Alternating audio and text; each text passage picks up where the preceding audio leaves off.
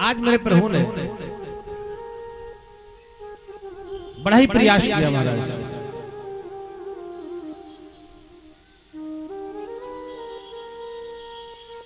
नारद जी दौड़े दौड़े जा रहे हैं।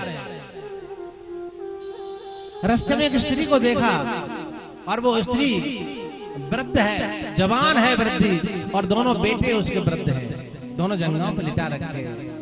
नारद को जाते हुए, नारद छोड़ो दुष्ट हो, नारद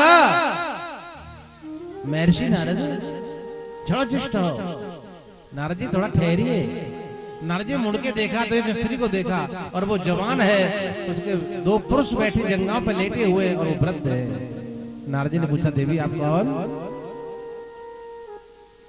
देवी बोली, मैं भक्ति हूं।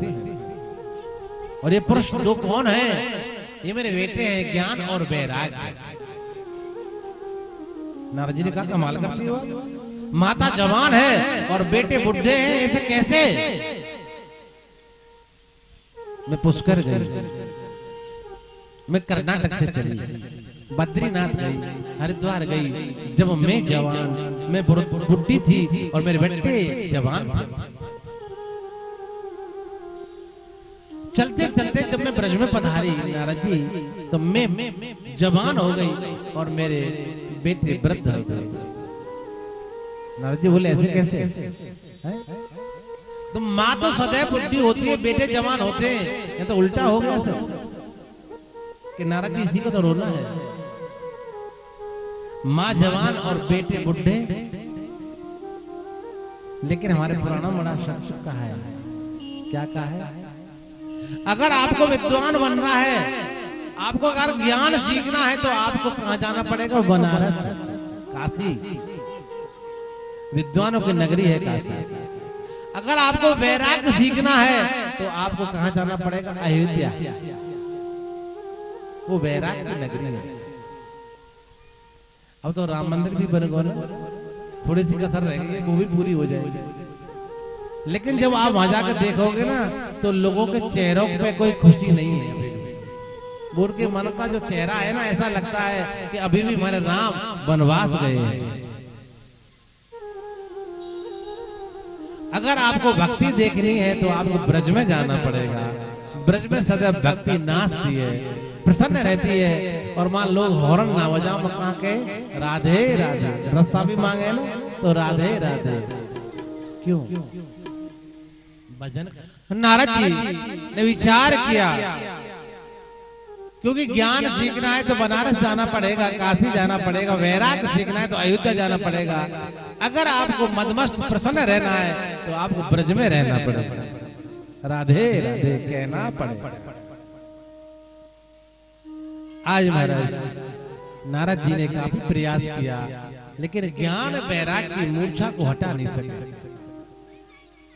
आपने सुना कि नारद जी ऐसे संत हैं, एक जगह टिकते नहीं है, और सनत कुमार ऐसे चारों भाई हैं, कहीं कहीं जाते नहीं। नारद जी दौड़े दौड़े अपने भाइयों के पास पहुंचे। ब्रह्मपुत्र नारद जी, ब्रह्मपुत्र सनत कुमार, सनक सनंदन सनत कुमार, चारों भाई के पास नारद जी पहुंचे। तो नारद जी ने जाकर कहा, भैया मुझे भागवत कथा कराना है। किसके लिए? भक्ति और ज्ञान वैराग्य के लिए। अपने पूरी कथा सुनाई। एक माता है, वो जवान है और दोनों बेटे हैं, वो बुढ़े हैं। देखो अच्छी बात, शोभनीय बात नहीं है। सनत कुमार बोले, भैया हम तो कहीं जाते नहीं। नारद जी बोले, हाँ सत्य कहते हो, मैं कभी टिकता नहीं, तो कथा कैसे होगी? लेकिन कहते हैं परमार्थ के लिए, अगर किसी का कोई विवाह हो रहा हो, तो उस विवाह में कभी ऐसी बात ना कहे कि उसका विवाह बिगड़ जाए। क्यों? कि जो विवाह बिगाड़े ना, संसार वाय बिगाड़ दे। परमात्मा की लाठी में आवाज नहीं होती। अरे जब तुम किसी का बुरा सोच सकते हो, तो कोई तुम्हारे बारे में बुरा सोच सकता है। ये जीव है, इसी जीव से किसी को अपना बना लेते हैं, इसी जीव से और दूसरे को पराया कर देते हैं। रोको मत जाने दो, शब्द वही है, रोको मत जाने दो। सिर्फ बोलने का ढंग चाहिए, रोको मत जाने दो, रोको मत जाने दो, रोको मत जाने दो। बोलना ही तो है, शब्द में कोई नहीं है, सिर्फ कहां विसर्ग लगाना है, कहां कौमा लगाना है, इतना ही करना है। हम रोड पे जो ब्रेकर लगाते क्यों? जो वाहन तेज गति से जा रहा है थोड़ा उसको स्लो हो जाए ब्रेकर पर आकर, ऐसा तो करते हैं। ऐसे ही हम किसी वाक्य को बनाने के लिए उसमें आता, उसमें हलंत और विसर्ग लगाते हैं, उस वाक्य की गति को रोकने के लिए। संत कुमार आसन लगा के बैठ गए, नारद जी यजमान बन के बैठ गए, भक्ति ज्ञान वैराग्य के लिए तीनों के लिए आसन लगा दिया।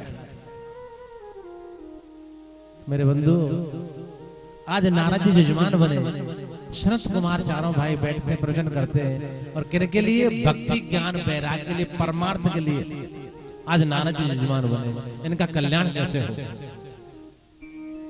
नारद जी यजमान बन के बैठ गए, संत कुमार कथा करते हैं। प्रथम दिन की कथा आई, कथा का जब समापन हुआ, कुछ ज्ञान वैराग्य को होश आया। जब तक कथा चली लगभग उस कुछ होश में आए, और पुनः कथा समापन हुई, विराम लगा, और पुनः सो मूर्छा। फिर दूसरे दिन कथा प्रारंभ हुई, फिर कुछ होश आया, कथा का समापन हुआ, विराम लगा, और फिर वो मूर्छित होकर गिर पड़े।